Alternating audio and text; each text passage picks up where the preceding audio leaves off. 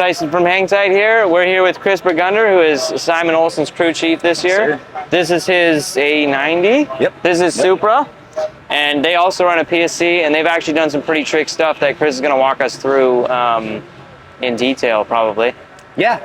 Where do you want me to start? You want to start with like maybe the reservoir? I mean, let's start with the reservoir and the mounting, because no one's done this yet.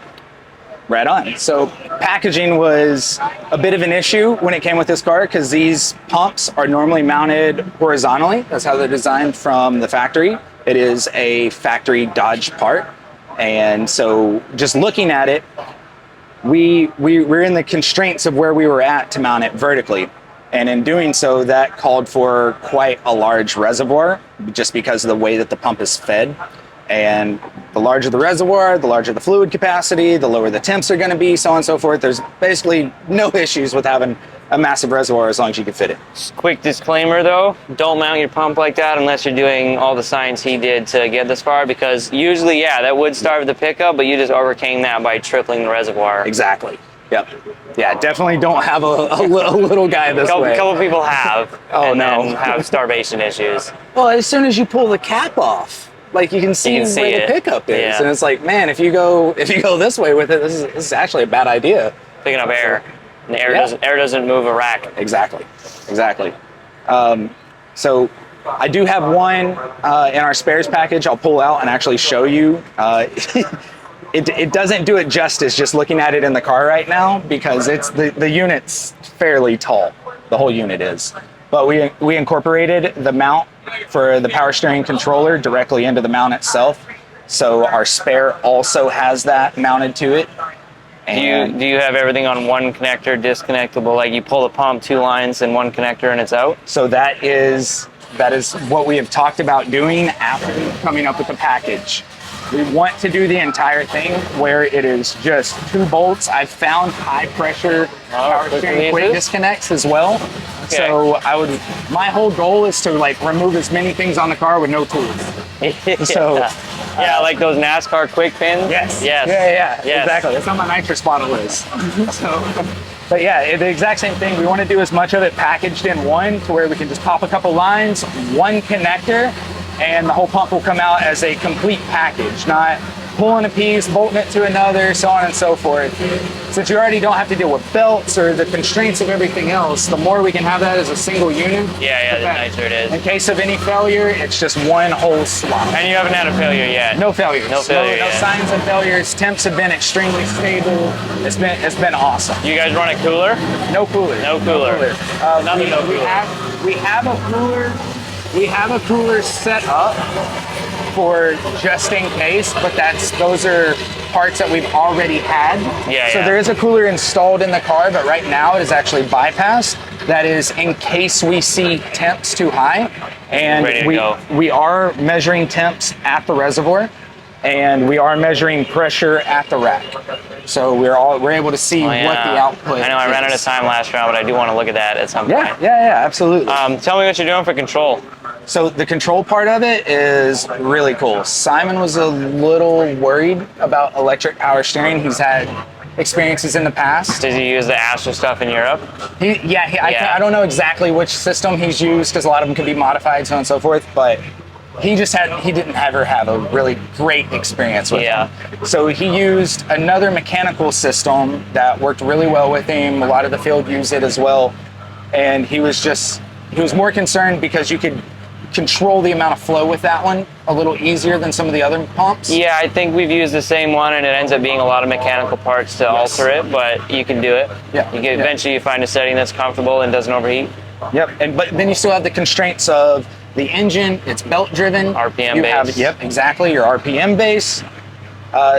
One of the cool things that we're able to do with the controller is ironically turning it off. So it sounds counterproductive, but electric power steering pumps pull a lot of amperage. Under load they can, and we're sitting and idling these cars for a long amount of time. And like you guys got big fans, big water pump, like all that electrical load could go somewhere else. So the car's cool. Absolutely.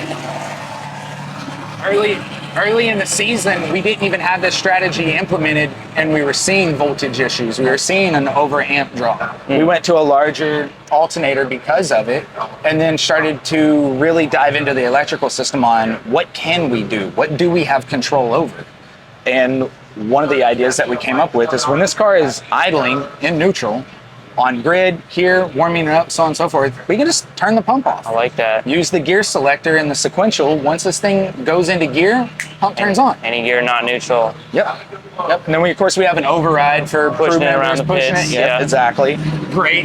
Love electric power steering pump for For that. that, yeah. So yeah, that's one of the ironic ways that we use it, is just being able to turn it off. And then like all the adjustability. So that's a really cool one. We tested the car, and once we start just throwing a ton of grip in the car, you have to balance it. For just as much rear grip you put in the car, you got to start putting front grip in because you'll overpower it. Yeah, you push it. And the more front grip you have, normally, the heavier the load starts to become. Simen gave us feedback and goes, man, I really don't know. I kind of like the other system because I never really had that issue. We could always just change a couple pieces, and then it felt good. I was like, I'll do you one better. I'll give you a setting. When we start hooking the car up, the car will add power steering force automatically. You don't have to worry about it.